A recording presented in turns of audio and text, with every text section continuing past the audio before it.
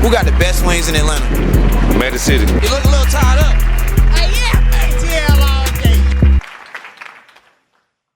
Hey man, Teezy for the people. This episode about to be good, real good. Nah, for real.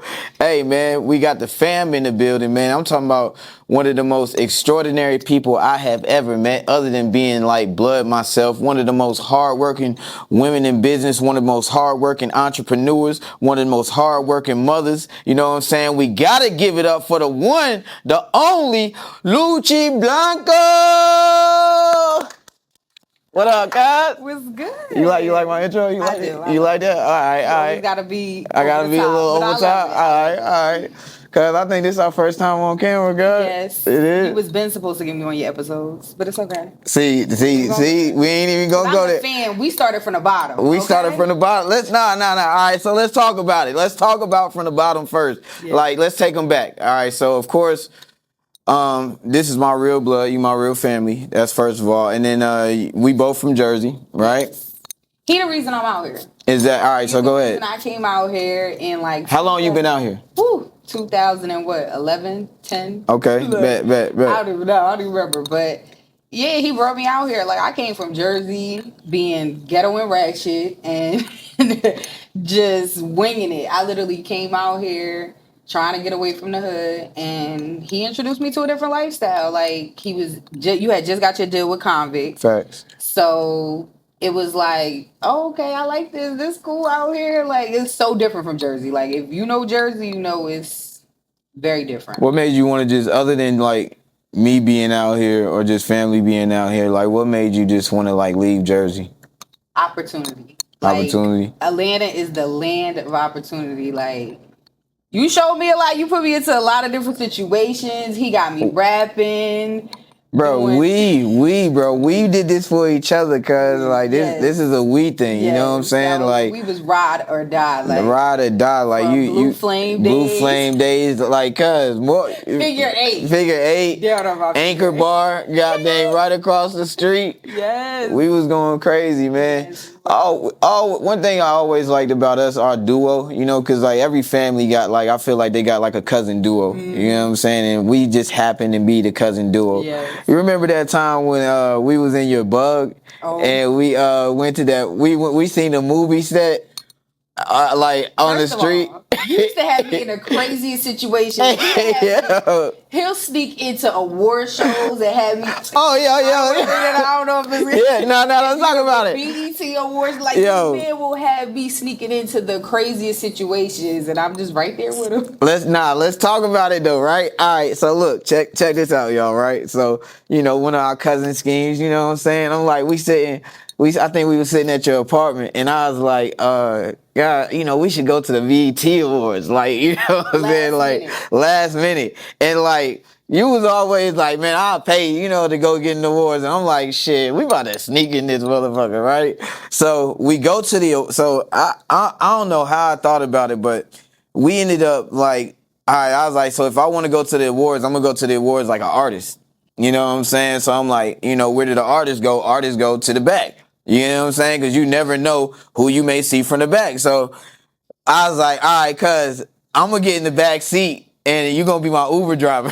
So the way we snuck in just to get to the back, I had to drive through security and act like the Uber driver, dropping the artist off. Right. That was the first step. That was the first step, right? So what's so crazy is we got past that. We got past that. I rolled down the window. Bruh said, who you with? Like, I just basically said, I'm an artist. I'm going to the back. He said, go this way, right? She dropping me off. So now we get to the back, and it was somewhere where you can park or something like that. Like, it was so...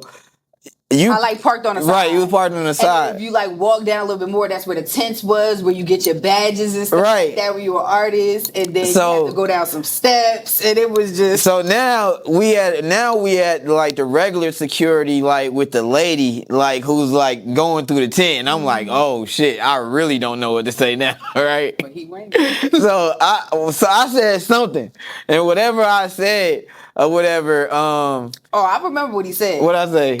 Tell me what I said. Sorry, Lil Wayne, but he used you. He said- used Lil Wayne and said he was he was one of Lil Wayne artists. Oh, It yeah. was crazy. Hey. But they believed him. They believe you, right? Believed him. And we literally, well, he got in because afterwards I was starting to get nervous. I was like, listen, Right, so I'm as- like looking stupid. I'm not the one that like looking stupid or like being played or being sent back. So he got through and I was like, because I'm going back to the car. Right, so I'm talking to the old lady, right? So she thinking I'm, part of Wayne and them group. You go back to the car, right? So then after you go back to the car, like, they we laughing and kicking it and stuff. Now I'm kicking it with the lady and stuff in the front. So, she go off for a minute, right? And when she go off for a minute, security, he already see me like go, talking to the lady kicking it. So I'm like, you know what? Let me just try to go through, right? So I go through the security and the security's they're like, hold on, young man. And I'm like, yes, sir. He's like, man, pull up your pants, man. And he's like, man, y'all young bucks, y'all don't never pull up your pants. And I was like, oh yeah, nah, for sure. And then I seen another group actually walking in as I was walking in with them. So I ended up walking in with the other group. And like, if y'all know the BET Awards, especially with the artists, like it's literally like 10 clearances that you got to go through before you get through. So the next 3 clearances, it was cool because they was looking like, oh, how many is in the group? And I'm just like right there. And as soon as I got in, I called cousin on like, I FaceTime cousin. I was like, yo, I'm in there. I took a picture and everything. And that's how, our cousin shenanigans. You know what I'm saying? He would get on movie sets. Man, what? It would be crazy. We had a ball. We had a ball. That's what I wanted to say. Like with the bug. That's what I really was saying that day. We hopped out with the movie set. On the movie set, yes. Right? Trying to get like just some. Hopped out. Man, just hopped out on the bug. Good times, cuz. Yes. Good times, yo. You done elevated. You elevated. We elevated. We elevated. I appreciate you though.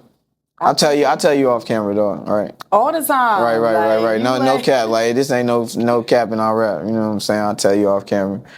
I feel like everybody needs like I ain't gonna say your government name. Everybody needs a Luccii Blanco in their life. You know what I'm saying? Like, that's why you have, of course, your favorite dream girl. Well, your favorite dream home girl. No, it's your dream home girl. Your dream home girl. I say your favorite dream home girl because what I was gonna say is everybody needs like a person like you, like somebody who's gonna keep it real with you. You know what I'm saying? Somebody who's gonna get in the mud with you. You feel me? Somebody who's gonna innovate some shit, got your own shit, invest in some shit. Okay. I mean, how many things, like, I'm just thinking, bro, how many odd jobs we done had? We done had so, because I want to before I go into it, I really want to give them the depth of, like, where we at. You know what I'm saying? Like, it's some things we can't even really talk about. Nah. It's some things we cannot talk about. That's a fact, but we done got it out the mud. Out the mud, I'm God. telling you. So many times, man. In that little ass buggy. In the little ass buggy, God. Nah, for real. And it was like, man, I was like, one thing I always appreciated about you, cause like shit, you was just like not only there for me, like you was there for everybody. Like, like friends, family, like everybody felt like your house was like every time you got a new spot, like somebody done live with me. Man, it's not only somebody done live with you, like everybody done live with you. Everybody done came through. You feel me? Everybody done, just seeing the elevation of us is just like crazy. It is. It's crazy. So now we here. We here. All right, so let's get to it. You ready? Let's go. Let's go? I'm TTG. You TTG? What's up? Yeah, all right. So you hold up. You TTG, right? Mm-hmm. Hold up. Where my other joint at? Where's so that? So on your so you got a segment, right? Called Let's Get To It. Yes, I used to have a podcast. Right. Well, I was a co-host on a podcast called The Vibe Room. Mm-hmm. We started back in like 2017, and then we just stopped. And I've decided that I want to get back into podcasts because it's really is going somewhere. Like a lot of people are monetizing off of it. So, and I have a voice. Like I'm very outspoken. I'm very real. Like I'm an open book. Like I'm not one of those people that just walk around like, oh, everything's okay. No, I will tell you the good, the bad, the ugly, and the great. So that's what I want to do when I bring this podcast back. I want to just get into different segments, and one of them, Bro, but the reason you need to do a podcast, the reason why, I say you too vocal. You too vocal with everybody. You give people a speech when they don't even need a speech, like, cause they don't even deserve it. They don't even deserve the words, but you like, nah, fuck that. He about to get this work, or she about to get this work. So you most definitely need a podcast, right? Yes. But you have a podcast, right? Basically. But on your segment, let's get to it. Right? You got a few things that I wanted to, talk about. So, can a man that doesn't have a relationship with his mother ever love a woman right? Let's talk about it. You want to talk about Let's get to it. We can get to that. Let's get to it. Like, you my family, right? So, like, shit, we can really get to it. Like, all right, so let's break it down, right? Can a man that doesn't have a relationship with his mother ever love a woman right? So you feel like a man's mother should show him how to treat a woman? Absolutely. Your mother and your father should show, like, if you don't have not everyone has that father figure in their life. So, okay, but if you do, your father should be the one to show you how, like, by treating your mother a certain way. You should learn from that. Like, a lot, like, we got family members that, the Hopkins, they married. My cousin's gonna see how how Uncle Sandy treats Aunt Lisa. You get what I'm trying to say? Like, so I feel like when it comes to the mother side, when there's no father involved, a mother, you can't teach a man how to be a man, but you could still give them advice on how to treat women. And I feel like sometimes some mothers enable their sons, like they'll allow their son to cheat on a woman and be okay, like, oh, well, my son, he got options. That's not cool for your son to have options. Like, you shouldn't be teaching your son to have options if he's entertaining, if he's entertaining one person and calling this person his girlfriend, and bringing her home. But then as a mother, you still know that your son is dealing with 3 other women. Say something to your son. Speak up. Like, some mothers don't say nothing, and it just baffles me, because it's like, you okay with your son dealing with 4 different women? Like, do you know they come with STDs, STIs, babies? We don't want to talk about these celebrities out here. Like, sometimes you ask, like, they got all this money, but where's your mother? Like, did she not teach you to, like, strap it up? Condoms do work. I feel you, but if we breaking that down, right? So you saying, like, sometimes, like, all right, the mother may basically, like, she'll approve of the things that the son is doing, like, if it's bad, right? Yes. But how is the mother supposed to teach the son how to treat a lady when she approve of the bad stuff then? And that's what I'm saying. So when you don't have that relationship, when your mother is just your yes ma'am, rather than being a teacher to you, because sometimes you have mothers that want to be a friend. So so now, because your mother is a clutch now, like, a burden to you, right? Yes. So how do you expect her to teach you how to treat a lady? But that's what I'm saying. Like, we don't have, how do I put it? We don't have a lot of women in this world that speak up. Right. On their son. Even sometimes, I'll be honest, not to even, like, bring my family, but I'm very raw with it. Like, I tell my mother sometimes, like, you just gonna let my brother, like, you know what I'm saying? And it's just like, really? Right. Like, come on, Ma. Like, you know better than that. But it's like, sometimes they feel like, oh, I can't say nothing to that. You can say something. There's nothing wrong with voicing your opinion. Sometimes people feel like, oh, if I say something, it's an argument, it's confrontation. Communication is everything. You don't have to argue to communicate. It doesn't have to be like, it doesn't have to be an argument. It doesn't have to, how do I put it? So you think the mothers treat sons different? You got a son?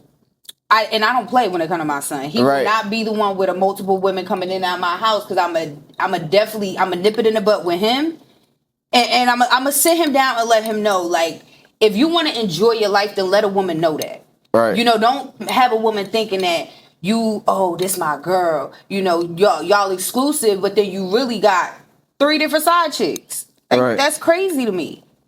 And with this world, like, STD rate is crazy. So it's like, protect yourself. It should be self-love. You should not want to, you should not want to be dealing with multiple women, period. Even if you're single. I think that's just crazy. Right. So you're monogamous for sure. Right. Yes. Of course. Now, don't get it twisted. I've done polygamy. Like I've done, right. lived my life, but at a certain age, you learn that ain't cool. Right. It's not right. I mean, and that's how I feel. Like I'm like very traditional. You know what I'm saying? I'm like, listen, we was a duo. My cousin was a hoe. Hey. I will say it. I don't care who gets mad. Oh my God, Lord Jesus! People can change. You can change. I used to be in his ear. I used to be like, "Cuz, you gotta relax." Yeah. And listen, he is married now. Correct. He has settled down. He got a family. He is truly a family man, and I am really proud of you. Thank you. Because I would have never thought. Right, I appreciate it. I mean, I would have never thought Teezy would get married. Teezy for the people. Teezy for the Yo, you is wilding, girl. I'm just being real. All right, man. I'm proud of you. I really am. I appreciate it, cuz. Thank you. Yeah. I appreciate you. I'm proud of us. Like, you know what I'm saying? I appreciate the growth. I appreciate the comments. And, we've grown together. You've helped me grow. I could not have done this without you. You get what I'm saying? You was most definitely a part of, like, just my every instrumental, like, ever since you came down, like, day one until now, even to the day, like, a few days ago. Come on, guys. We ain't gonna say it on. Yeah. But a few days ago, we always trying to, like, we looking out for each other is what I'm really trying to say. So that's why I really appreciate you, cuz. So you basically nipped that all in the butt. You went a little bit overboard. I'm sorry. Nah. You do, but that's why you need a podcast, and that's why I got you on here. All right, so look, the next one. This is all from you though. Let's get to that. All right. Learn how to take advice without getting defensive. So what you want me to say on that? I mean, because most females. Okay. Right. You think it's just a female thing? Don't start. I mean, I feel like exclude like, me. I think people. All right, exclude for the people. Right. Exclude. Not just women. So, all right, let's just say some. Let's just like it's not all females, right? Okay. It's not all females. It's not you. It's not my wife. It's not all females, right? Let's clarify that, right? But some females, I feel like they don't like taking advice from especially from a man. Like, just say if you got lesser than. Like, when I mean lesser than, like say alpha female. Yeah, like alpha female, like say if she paying like majority of the bills or something like that, and you basically just, paying your way type of situation. Why do you feel like females don't listen or take advice? Because you probably with that guy because you really like him, so you like something about him, so you gotta appreciate the things that he may bring to the table. So some of the things that he may bring to the table is some good advice, but you being an alpha female, you ain't taking that advice. I feel like some people think they know it all.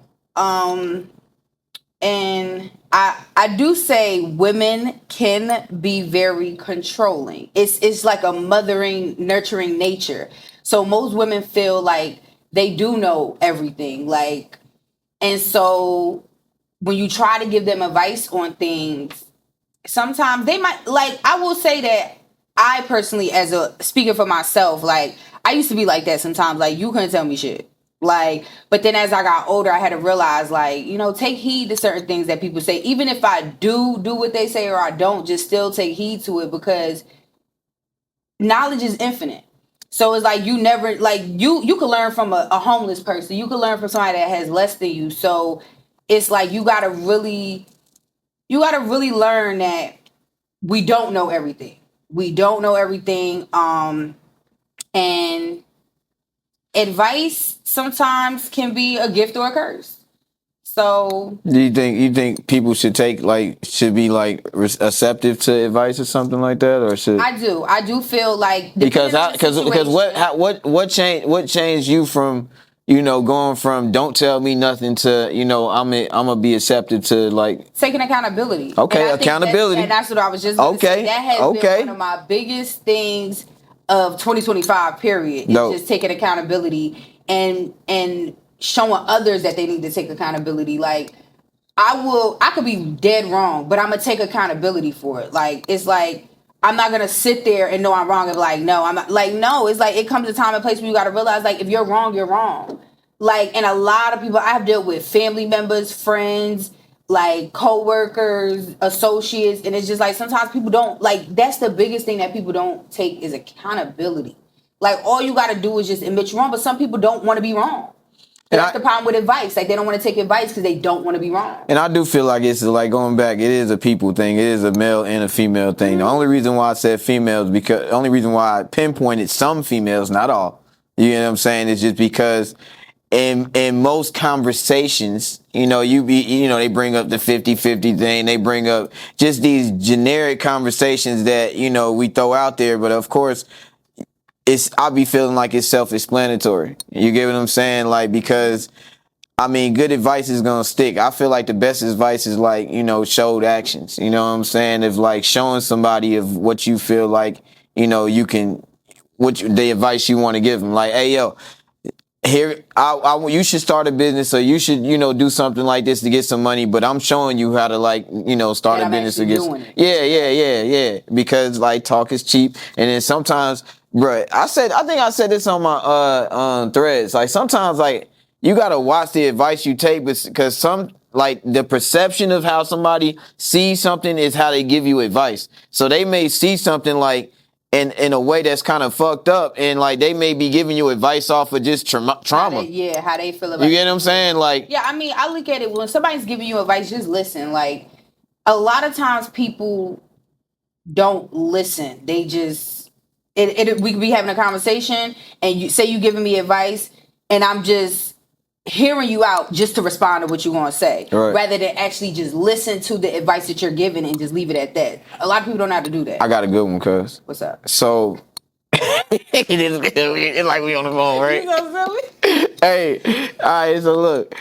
So, all right, but what about the parent giving advice to their child, right? Because we can be giving advice, not us personally, but we can be giving advice to our children through our traumatic experiences, right?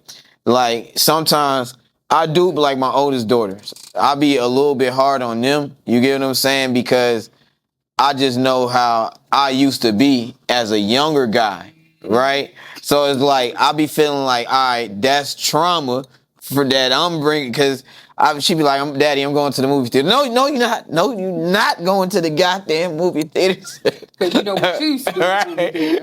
Right, look, so. In Section D6. Right, so look. So I'm like, nah, you ain't doing that. No, I'm going to the game with you. Like, right? Like I'm just all over the place. You know I'll be all over the place. You do, right? It's okay. It's all good. But it's like, how do we control that? You know what I'm saying? Because how do we control that? With how society and how this generation is nowadays, I do feel that parents do need to be more involved. We do sometimes as parents go off of what we've been through. And there's nothing wrong with that, I feel like, because you don't want to see your child go through that same thing. So of course you're going to try to avoid it and parent and give advice on what you've been through.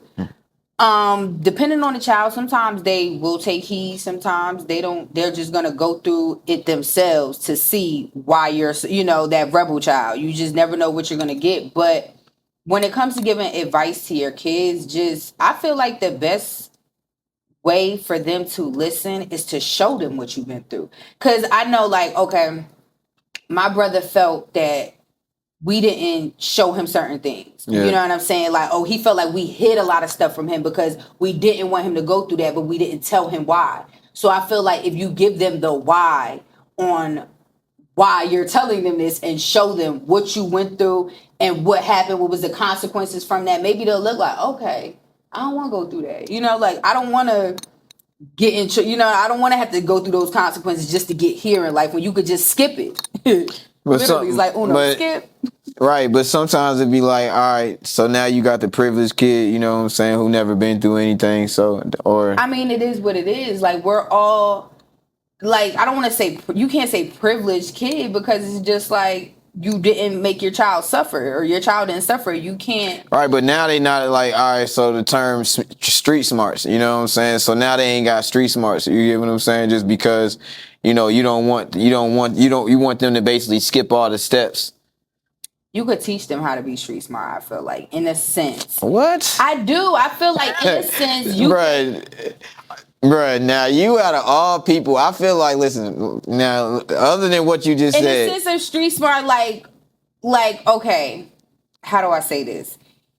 If you could teach a person, like, hey, street smarts, some people don't know, like, okay, don't go, if you know this is the type of party, like, you know, if this party got a whole bunch of gang members or a whole bunch of, you know, street smarts is don't go to that party because it's, you know what I'm saying? It's a whole bunch of street. But I feel like consequences could happen from going to that. When I say street smarts though, when I'm like, shoot, like really just like knowing how to move. You get what I'm saying? Like teaching like your kid or your child, like you gotta know how to move. Like how do you teach them that without actually like having to go through it? Right. You get what I'm saying? Like that's what I'm saying. Like when we leave the club at 3:00 or something like that, like you already know like where your car at. You already know you got your keys out. You already know certain places you're not even going, or you going to park at a certain spot because you need to get out quick or something like that. Just like regular shit, you know what I'm saying? But you telling them like, all right, listen, don't go to the club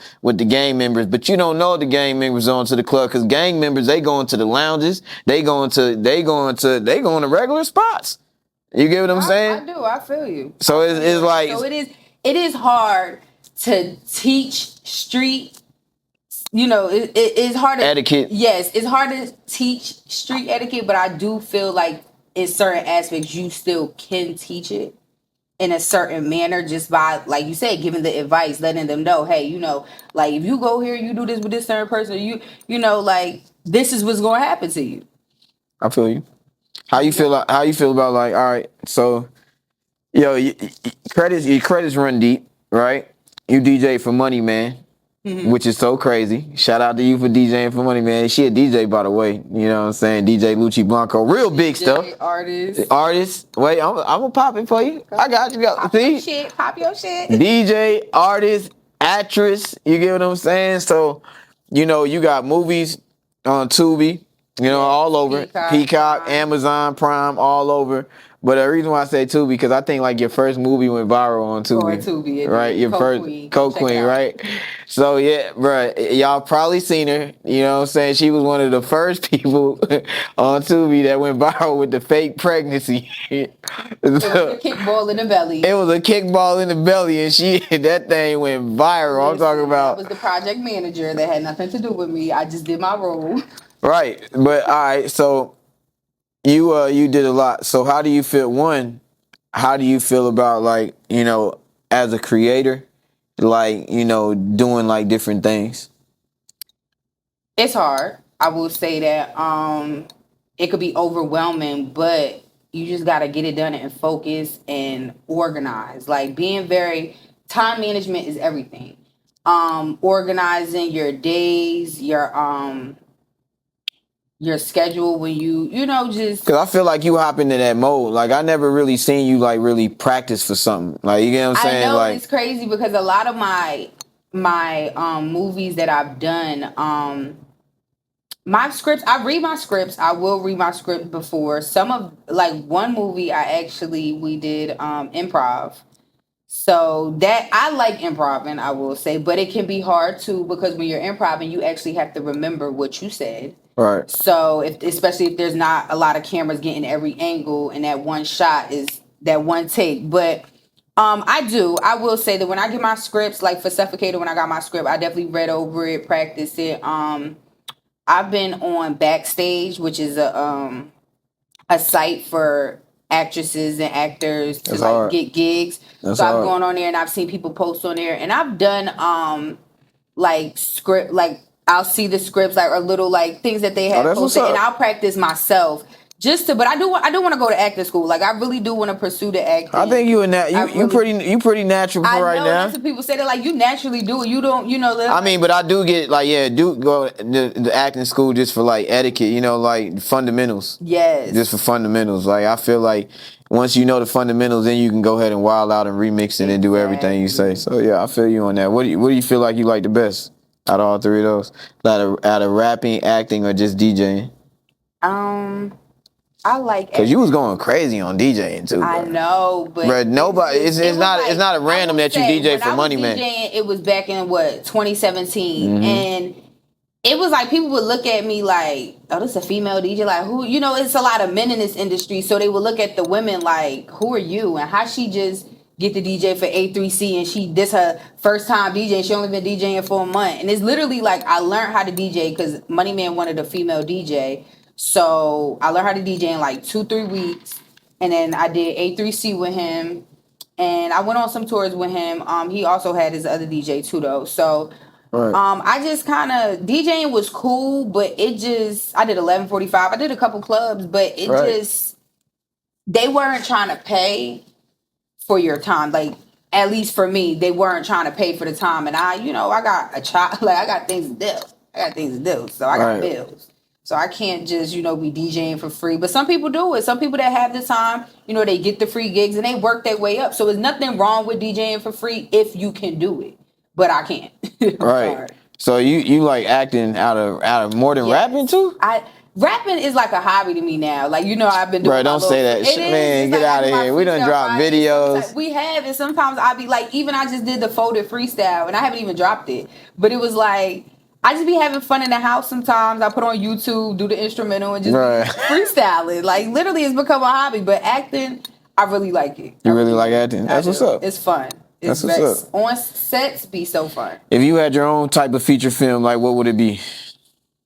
If I had my own film, well, I actually do. Coke Queen is like halfway the story of my life, but right. So like they kind of did make it about me, but not about me. You know what I'm trying to say? But if I had a film, hint, dab.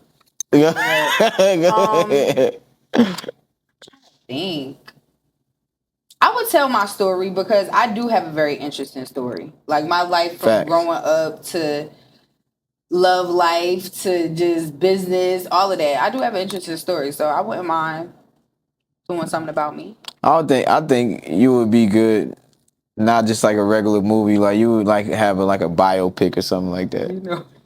Like I want a little comedy in there though, because I like to have fun and laugh. So all right. Maybe a few still frames or something like that, showing you back in the day because you used the ball too back in the day. Yes, play basketball. You used to play. You done did it all, bro. I done did it all. You did it all. When it comes to entrepreneurship, though, right, bruh? All right.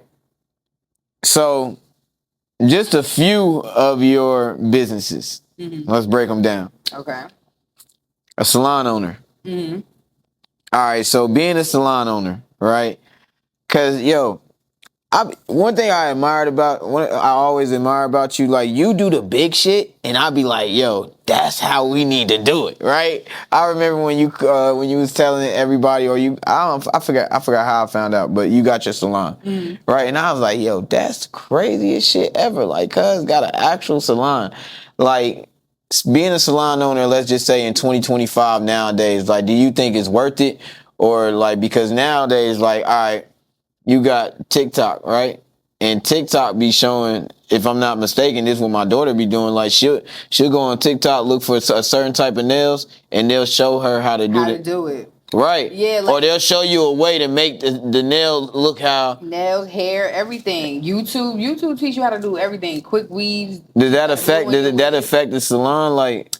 Yes and no. I feel like being a salon owner is a lot. You deal with, different things from maintenance. You could have a pipe bust. You could have, I dealt with one of my workers sleeping in my shop, and it became like it went crazy because I had 3 people working in my salon, and one of the girls was sleeping there. The other 2 girls found out, and I'm not the type that I'm not going to tell somebody's business. Like, that's not my place. Like, I was never the messy salon owner where I'm gossiping. I don't play that. You're not going to gossip in my shop. You're not going to talk about each other. Everybody's going to respect each other, make that money, and keep it going.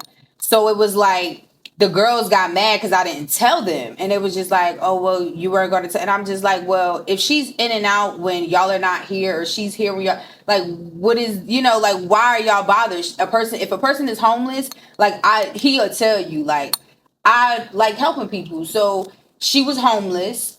I didn't hold it against her. I let her try to do what she could do, and it backfired on me to where the other two girls left. They were mad, and I get it in a sense, but it wasn't their business, you know. And at the end of the day, like I said to one of the girls that was really mad, I was just like, if it was you, I would have did the same thing for you, because you never know if you could be in that situation. So it's just like you deal with a lot being a salon owner, but all I say is just You feel like it's professional. You feel like it's profitable in like 2025 being a salon owner? Yes and no. It just all depends on how Like, you so- market. It's about your marketing. Yeah. So let's just say let's not say for the OG, like, cause I know probably the OG nail techs or whatever and the salon owners, they gonna look at y'all. Oh yeah, hell yeah. It's probably. Now we not talking about y'all. We talking about the new people who has a talent of, you know, wanting to work in that field. You know what I'm saying? Like my daughter or somebody, and they want to open their own salon. Like, would it be profitable for them, for a newcomer? If they have the clientele, yes. If they have the clientele. It's all about your clientele. So, and then okay. Also, like, it has become very saturated with salon suites. So when you actually are a salon owner, it's very different. It's like, are you a salon owner where everyone has stations? Or are you a salon suite owner? Like, it's very different. So you could profit as a salon suite owner. Right. You're definitely going to win because you got people renting out rooms. Right, it's this girl on Instagram or whatever. She always, I don't know how she get on my algorithm, but bruh, she like does jokes about being a salon suite owner. You know what I'm talking about? No. Bruh, anyway, this girl, like, she be like, oh you want to get a suite? Okay, this one $4,000 a month. Oh, you ain't got 4,000? She like, I got something for you. She like, how much you got? Oh, she said I got about $200, and she put her in the box. Nah, she put her in the maintenance closet. She said, yeah, for about $200. But that's how it is now. Like, a lot of the salon suite owners, like, they are charging like $350, especially if you're in the city. They charge like $350 a week. That's crazy. $350 a week. That's crazy. So imagine if that's why I say, as a salon suite owner, you're definitely gonna make money. Like, people want to be their own owner. So when you have a salon suite, people feel like they're their own boss. Right. So that is definitely a benefit. Having your own salon, like I said, you got to have the clientele and you got to have people that are going to work for you. Right. You know. Let's talk about some real estate. Okay. All right. Buy a house. You get a house. You get a house. All right. So first, what made you want to like get into real estate, just you personally? I never asked you that. I know. Honestly, my realtor. First, the reason why I never asked you that, because I'm really literally always just supporting everything you got. We do that with each other. Exactly. So that's the reason why you did right. I'll be like, oh yeah, that's what's up, cuz. Oh, we lit then. We lit. Exactly. But you said your realtor got you into real estate. Yes. He started like 9 years ago, and when he first started, he tried to get me into it, and he was like, hey, you could do the real estate course for free, So I did the course years ago, but I was running around doing so much that I never went and took the test. So finally, when he sold our house to us in 2020, he came to me again. He was just like, I could get you the class again for free. Like, why don't you do it? It's money in it. Like, stop playing. So I was like, all right, I'll do it. Just let me get myself to. I was pregnant at the time, so I was like, let me get myself together. Let me have this baby, and I'm gonna take that test, and I'm gonna get my license. So finally, last year, I took the test, and I will say that test is hard, and I will be the first to be real with you that I had to take that test 8 times. I know that's right. Not quitting. Right, I know.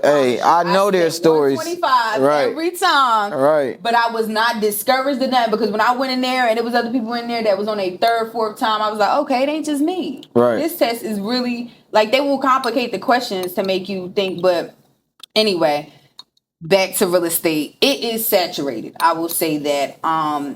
Real estate is like selling drugs. If you want me to just be raw with you, it is like selling drugs. Like, you got to have the clientele.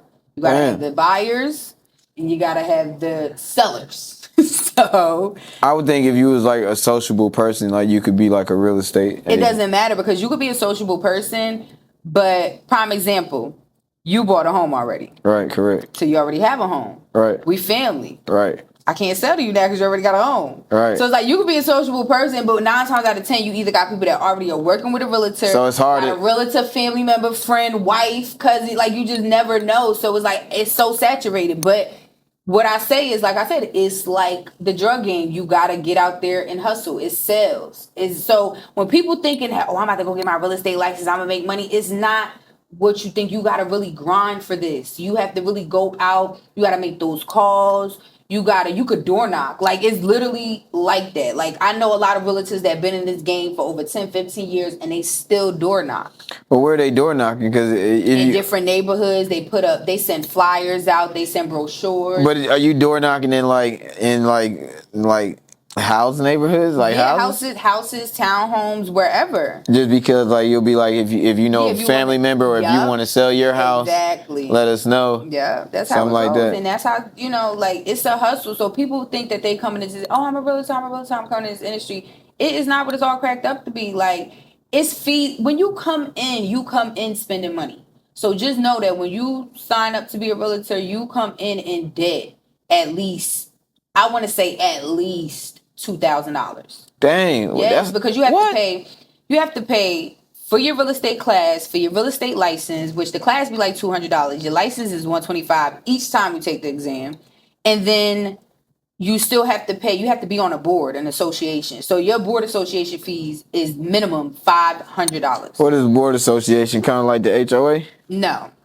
But it's like it's an HOA for, I guess, if you want to say, for realtors. Like, you have Cobb County, you have Atlanta. Every county has their own board for realtors. That's so crazy. You have to be a part of that. Then you have to be a part of a brokerage.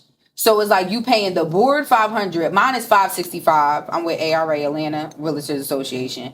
Then I'm with Keller Williams, and I have to pay them monthly $120 a month. So you got to pay one of the big real estate companies just to be a regular independent. Most brokerage. So how are you not you personally, but I'm saying, like, so how are people like independent real estate agents? Like, because they're like not, because you have to be under a brokerage, but you have some brokerages that don't make you pay monthly dues, but they're not going to provide the CE classes that you need. They're not going to provide. Sometimes they're just a brokerage you could be under. You know what I'm saying? That's crazy. And they'll just get a fee. Like, they might have a set fee where they're like, okay, any sale that you bring, whether it's a listing or a buyer, you pay us $600 for that, just a flat fee. Then you have, like, Keller Williams, they take 30% of my sales. That's crazy. Yes, up until I make $18,000. Once I make them $18,000, I get to cap everything. So that's like what a lot of people don't know. Like, people think like, oh, you just sold that house for $300,000, you made 3% on the house. Like, people trying to count your pockets, not knowing that, sweetheart, 30% of what I made is going to Keller Williams. Then after that 30%, they still are charging for like international fees. Like, I just closed 2 weeks ago on a home, and I just looked at my check that I got, and I was just like, I'm grateful because it was nice, but it was still like, if I wasn't with Keller Williams, I could have got. Is there a way around that? Like I said, once you cap your money, once you make them up to $18,000 in your commission, then you cap all your bread. And you just use them as like your brokerage. Because you have to be under a brokerage as a realtor. I mean, I'm thinking, like, how many houses you got to sell at 3% of the house to make $18,000? To make $18,000, depending on the price, because you got to think. If you got a $500,000 home, at 3%, you do the math, because I'm not over. Is it better to sell a house or like a condo? A house. I feel like, because of course houses are more, depending, because you do got $1 million condos. Don't get it twisted, but I mean, just starting up. We ain't talking about the vets, but just starting up. Because do you have to have, like, basically what I'm saying is, like, all right, do you have to have a niche, like, do something that you go for? Do you have to go for, like, all right, we're going to go for, like, new development houses, we're going to go for houses that's been built from, like, 1950 or something like that? Or are we going to go for, like, condos that we can, like, lease out or sell? That all depends on your buyer or your seller. And that all depends on the type of agent that you want to be. Like, you have listing agents, which they have people that are trying to sell their home. And then you have buyer's agents, which are people that are trying to buy homes. I prefer to be a buyer's agent. I really do. And people are like, why? And I'm like, because I like to work smarter, not harder. And I do feel that when you listing people's homes, it is a lot. You got people that don't want to fix their homes up. So they just want to sell it as is and get top dollar, which that is impossible. Like, it's not going to happen. Like, if you got homes in that community that is selling for 700,000 and then your home is appraised at only 500,000, you can't go over that appraisal price. That's crazy. But people will feel like, oh, well, the home next door just sold for $50,000 more. Why can't I just? No, it's like you got to fix up your home. You got to, it's a process. Would you sell like a fix and flip? I want to get into fix and flips, but they could be a lot too, because you never know what you're coming into, especially homes that were built before like the 1980s and stuff like that. You can come into foundation issues, electrical issues, plumbing issues. You just never know.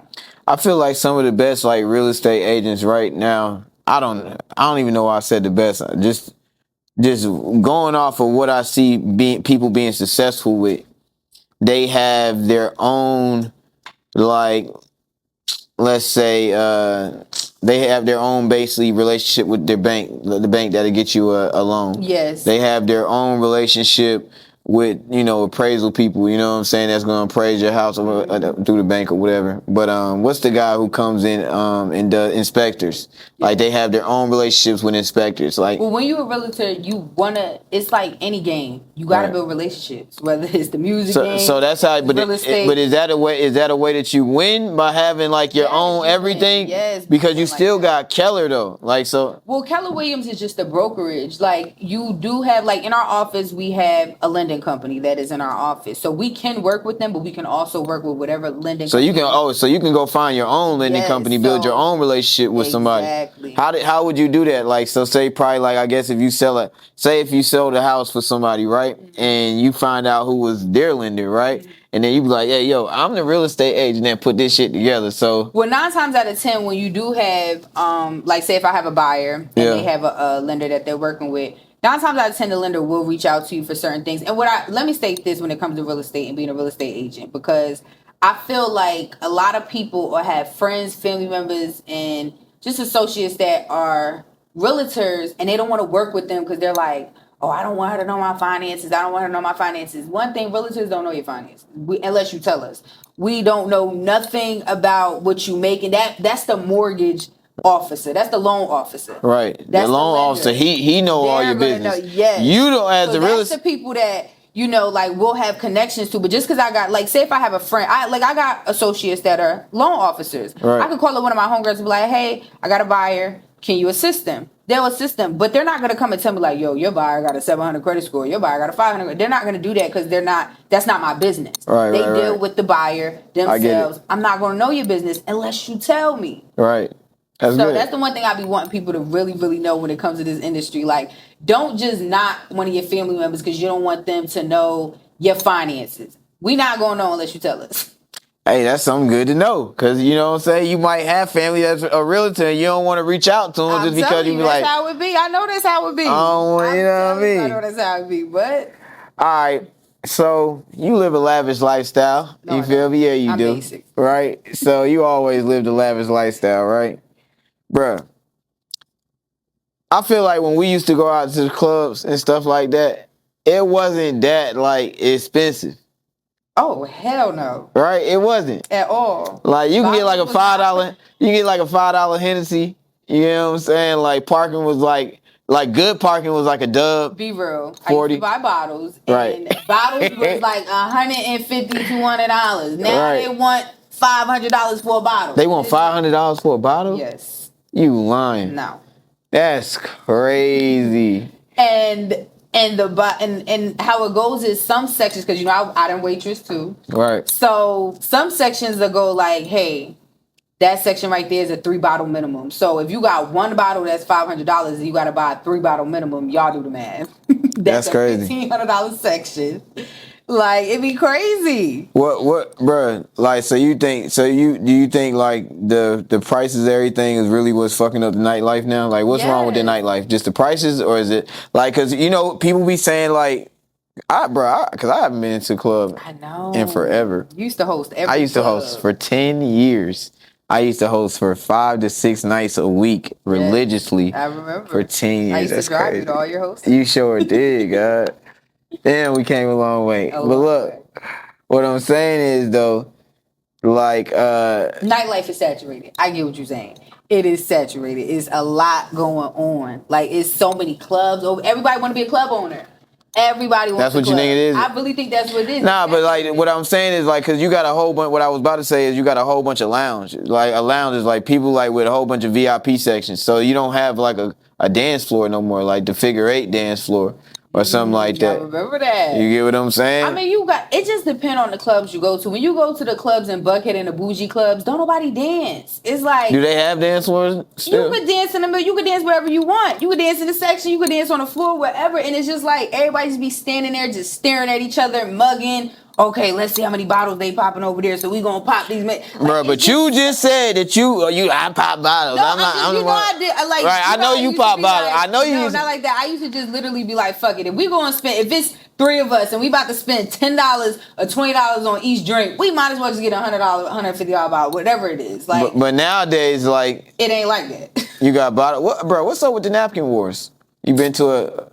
I remember what was it? Buckhead Saloon used to do that. Okay. The napkin whole thing. And that to me it's like, why we throwing napkins in the air? Okay, y'all want to have fun throwing napkins? It looks fun though. It used to be. It looks fun. But now it's burnt up. Tissue on your damn shoe. You walking out the club with tissue dragging on your shoe. Like, oh yeah, it look fun. It is. It is. What you think was one of the biggest problems with like bartenders or waitress girls? Customer service. Like, oh my gosh, like it's crazy. I've worked with girls and I've actually been the customer, and it just be like the customers. It's rare to find good customer service, period, when it comes to these restaurants, when it comes to these clubs. Like, and you would think we in the South, and you would think that it would be like Southern hospitality and everybody would give that good customer service, but they don't. It's like with girls waitress just for the money. And these clubs hire these girls just for their bodies, not teaching them customer service etiquette. Like, it's crazy to me. Like, I've said it working at clubs. I'm like, can we have a customer service etiquette segment or something? Right. So you like so some etiquette. So basically, like, all right. So of course the tipping situation, right? Yes, the tipping is great. First of all, they think when artists come in, right? They already getting everything for free. Right. So it's like, if you're getting everything for free and this waitress is doing all of this for you, the least you can do is tip her. That's the least you can do. I've had celebrity, and I ain't even gonna put them out. Matter of fact, I am. The Migos don't tip. Oh yeah. No, they did not ever tip. Like, literally, they were just stingy, and now look at them now. We're begging a woman for. You know what? We're not gonna get into that. Nah. All I gotta say is, these artists don't be tipping. That's crazy. So y'all got all this money that y'all get the bottles for free. Y'all get the food for free. Y'all got the section for free. Y'all got parking was free. Hey, but on the flip side though, I feel like some of these waitresses, like, they feel entitled. Like, some of them, you got some real cool waitresses, right? Real cool ones. But some of them, like, they feel entitled. Like, yo, this my section, and you gotta pay up, and this is what this person usually give me for something like this. Now, like, I will say that it used to be some waitresses that will try to get over and charge your bottle of $50 extra when it wasn't supposed to be that much. They'll come and be like, "Oh, you got to give me $100 tip at least." Like, right. They do be the ugly ones. So you be like, "Damn, girl." Like, what's up? That's what I'm saying though. Like, that's fucked up though. Like, so as an artist or as somebody just coming to spend some money in there, like, as an artist, if you're getting things for free, the least you could do is give back to the person, and then the artist asks for the most. Right. The most. Right. They want like top tier service. And don't tip is crazy. It's crazy to me. But okay. I can do it. Okay. I mean, bro, all I'm saying is, like, all right, if we go back to just like customer service, right? And, you know, bartenders or waitresses, like, they're missing that customer service skill, right? And then you say, all right, can we have like a class for this or something like that? Like, I feel like that be too much sometimes, because a lot of these bartenders and waitresses, bro, they getting paid off of tips. Like, they checks be like their regular pay hour be like what, $2 an hour, No, $3 an hour. That's the other thing that y'all don't know. What? As a waitress in a club, you do not get paid hourly. The only people that pay waitresses hourly are what? Like Papados, Right. Applebee's, like actual real live restaurants. Oh, those restaurants, they pay you like $2 to $3 an hour. So you but as a clubs, you just commission based. Yes, that's why I be saying these artists come in there not realizing they don't get paid hourly. But why would you want to work at something that's just commission based? Because you can make some commission money. Like I made $1,500 in a night. That's crazy. Exactly. That's so imagine crazy. they're doing that Friday, Saturday, Sunday. Right. That's crazy. That's crazy. I done paid rent twice. What? That's crazy. But at the same time, like I said, these artists. As a waitress, or a bartender, that's the most you made in a night. That's $1,500. That's hard. I think $1,500. That's crazy. Like how can that even happen? It's just so many people in there. Yeah. And it depending on how many sections it is in that club that you're working at, you get paid for each section. Then some guys might tip you $200-$300. That's crazy. On top of what you get paid for the bottles that they buy. Because we do get paid, like, depending on the club, you get paid $50 for each bottle or $100, depending on the club.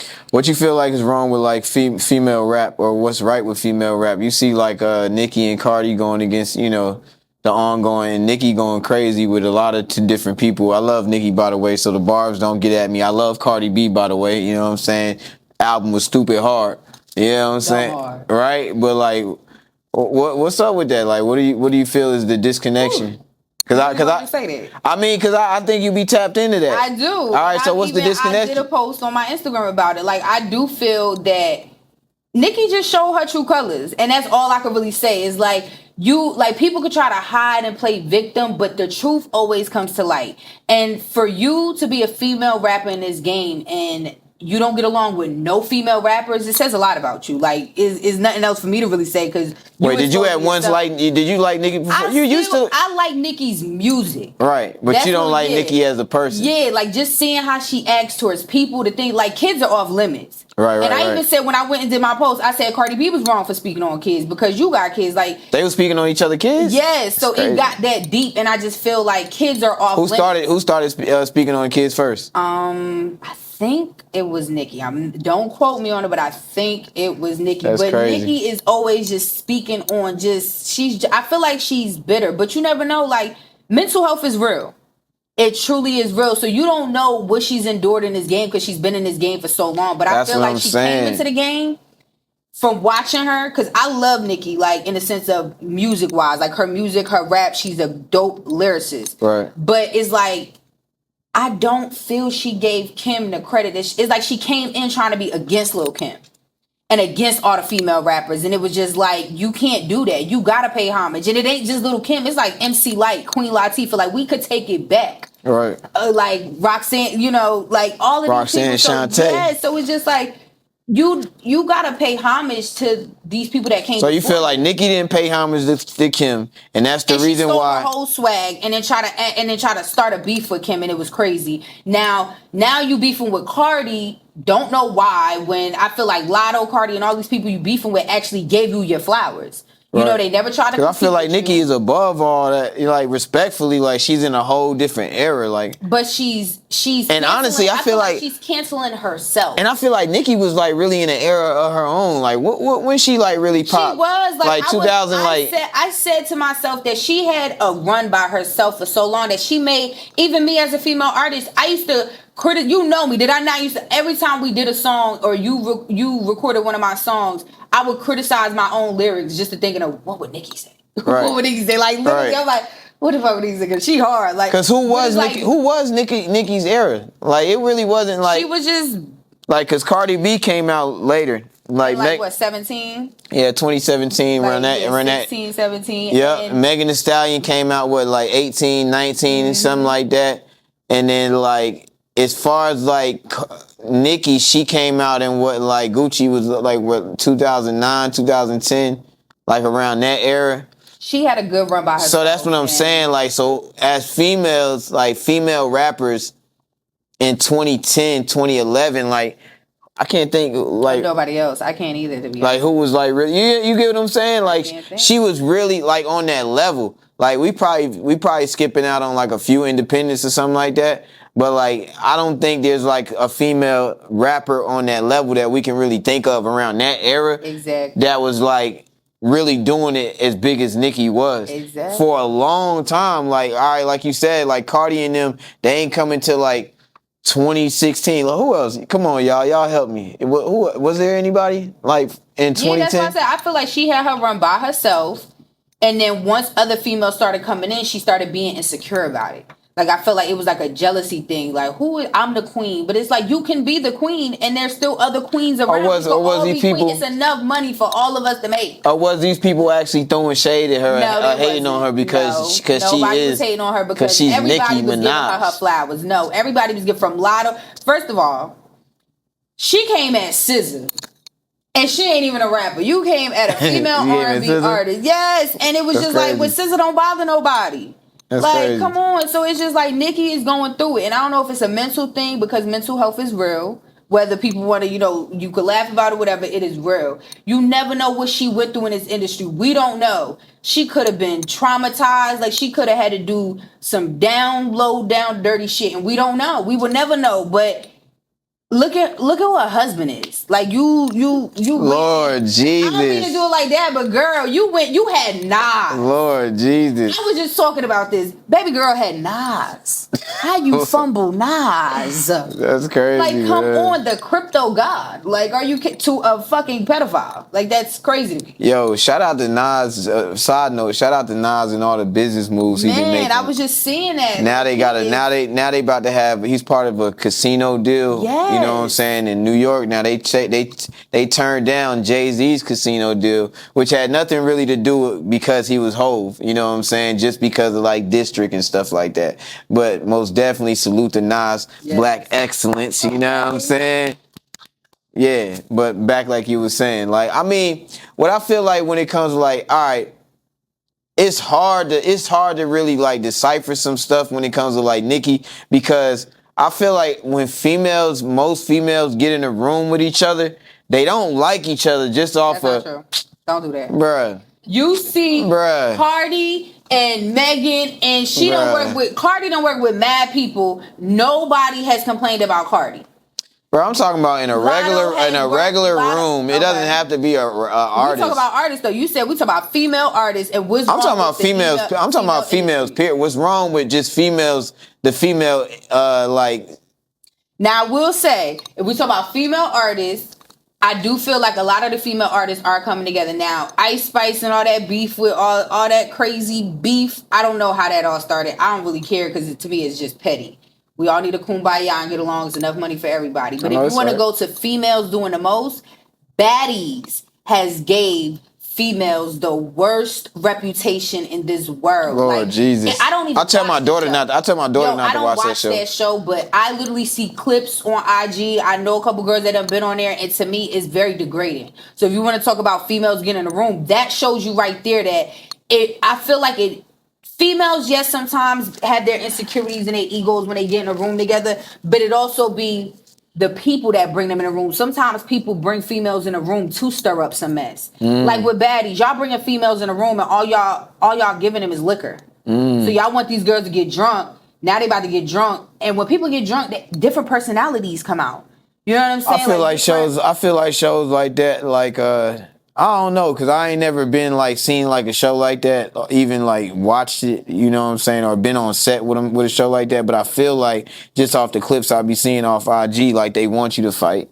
Yes, like they want you to be fight? confrontational. Exactly. Like every episode though. Every episode, all they doing is fighting, and you wondering, you're like, okay, you see the clips, you're like, well, why are they fighting? But I don't watch the show, so I don't really know why they fought. But it's like, do y'all really got a reason? Y'all all in this room, y'all don't know each other. Y'all came in from different parts of the world, right? And y'all telling me y'all just fighting? Like, what's the beef? Right. Like, what's really the issue? Like, and they do that show does show that bringing women in a room could be toxic. Right, because I mean, and listen, man, I don't really speak on women. I don't speak on women at all, you know what I'm saying? I salute all women, you feel me? Like, all nationalities of women. I feel like women is like the vessel to, like, how we move around. You know, y'all have babies, like y'all just like so strong in certain ways that a man is not. You know what I'm saying? So like salute to like just all the women out there just being the best that they can be. But I do feel like shows like that like is like, you know, like the Bad Girls Club back in the day type shit. Even You know worse. what I'm saying? I feel like it's worse than the Bad Girls Club. Right, like that's the last time that I really seen some shit on TV. Yeah, like, and I ain't used to watch it, but I used to be like, of course you would see like commercials and stuff like, what are these girls doing and stuff like that. And they don't like even like, shoot, sometimes the housewives, God. oh my goodness. Like, Atlanta Housewives, my mom watches all of that. Nah, I'm like I love Candy and all that, so it ain't about that. They can be messy. I mean, they can be messy. I mean, but that's what you need. That's what you need sometimes for ratings and views and stuff like that, right? It's sad that that's what you need for ratings and views. Let's say Is that the reason why you ain't doing something like that, or you just don't want to do nothing like that? I don't want to do nothing like that. If I'm gonna, like, I ain't gonna lie. I think you be I slid. I slid in Lemmy's DMs, like, bro, put me on the show, cause baby, I think you too real for one of those. I think you too real for one of those shows, though. I will change the narrative. Put me on badges. I had y'all hoes in here playing real life mind games. I wanna know what you know. Do you know every 50 state? Do you know the capital of every, like, you know, like, I'm one of them. I would have came in there and y'all want to play drinking games. We got to play a drinking game to figure out what you know. Get people educated in here. Let's go give back to charity. Y'all got all this money y'all giving out. Lemon's making all this money. Do y'all even give back? Like, what do y'all do positive on this show besides fight and drink liquor and look and do? So drugs, you would go on it. So you would go on the show and just be super super positive. I'm changing the narrative. I'm changing, and I'm telling you, they're gonna be like the way I'm at in life. If somebody try to fight me, security, he do her. Like, that's how I would be. They're gonna be like, excuse me, Miss Blanco, we're good on you. Your check will be too good on your check will be in the mail. We appreciate it. They would have breached the contract. How about that one? Man, crazy. Hey, yo, cuz, it's been a great time, man. We see, I told y'all this is how we really kick it, though. You feel me? We talk about 1,000,001 things. We was just on the phone earlier this week talking about 1,000,001 things. You get what I'm saying? All right, a few things before we get out of here. Mm-hmm. One, I got a segment on my show called "Give Me a Piece of Advice to Save My Life." Right? Mm-hmm. So give my audience a piece of advice to save a life. Okay, piece of advice to save a life. Mm-hmm. To save any a life. Any type of advice. I don't know. I guess I could go back to what I want a lot of people to do is take accountability. Hard. Accountability should be the word for 2025, like into 2026. Because that's the one thing that people don't do. So I feel like take accountability. If you wrong, you wrong. That's and fact. That's what it is. That's fact. That's hard. I like that. I feel like accountability helped me with growth. I used to always make it up. Teezy, don't play with me. You know me. I know. Used to go to your ass. Nah, no take cap. accountability. Nah, You're no wrong. cap. I'm wrong for real. And you have learned. Yeah, I have learned. Pat myself on the back. Yeah, nah, for sure. All right, cuzzo, tell them. All right, so tell them where they can find you at. First of all, your social medias. You can find me at Luccii Blanco. Facts. That is my regular social media. You can follow my real estate page, which is Your Dream Homegirl, but it's GRL, not GIRL. And my son has a new business that I've started. It's called Cartier's. Bruh, I want to tell you about that. That shit is so hard. It's called at Cartier's Pull Up and Play, and it is a mini luxury motor. Like the electric cars, it's a service to where if you're having a party, you want to do a photo shoot, you got events. I just did a festival, a fall festival where I brought the cars out there and it was free. I let all the kids, they had fun riding on the cars. I just added an ATV to the collection. So yes, we ride in mini luxury. Book, DM, let's go. We need that money. You heard? Well, there you have it. You feel me? A special episode of Teezy for the People, and we out just like that.